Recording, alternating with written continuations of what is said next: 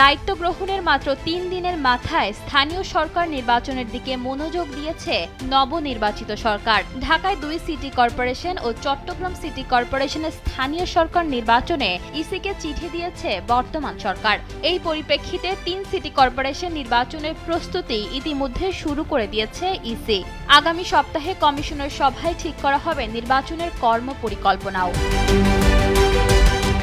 জাতীয় নির্বাচনের আগে স্থানীয় সরকার নির্বাচনের দাবি তোলে জামায়াত সহ তাদের মিত্ররা। পরে বিএনপি সহ বেশ কয়েকটি রাজনৈতিক দলের বিরোধিতার মুখে আগে স্থানীয় সরকারের নির্বাচন থেকে সরে আসে ডক্টর মোহাম্মদ ইউনূস। পরে ১২ ফেব্রুয়ারি ভোটে নিরঙ্কুশ জয়লাভের মধ্য দিয়ে নতুন সরকার গঠন করে বিএনপি।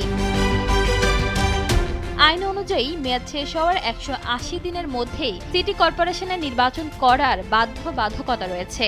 ঢাকা দক্ষিণ সিটি কর্পোরেশনের নির্বাচনের প্রথম সভা হয় ২০২০ সালের ২রা জুন। সেই হিসেবে দক্ষিণ সিটির মেয়াদ শেষ হয়েছে গত বছরের ১লা জুন। আর ঢাকা উত্তর সিটির প্রথম সভা একই বছরের ৩রা জুন অনুষ্ঠিত হওয়ায় এই সিটির মেয়াদ শেষ হয়েছে গত বছরের ২রা জুন। অন্যদিকে চট্টগ্রাম সিটির ২০২১ সালের ২৩ ফেব্রুয়ারি প্রথম সভা অনুষ্ঠিত হওয়ায় এর মেয়াদ শেষ হচ্ছে ২২ ফেব্রুয়ারি।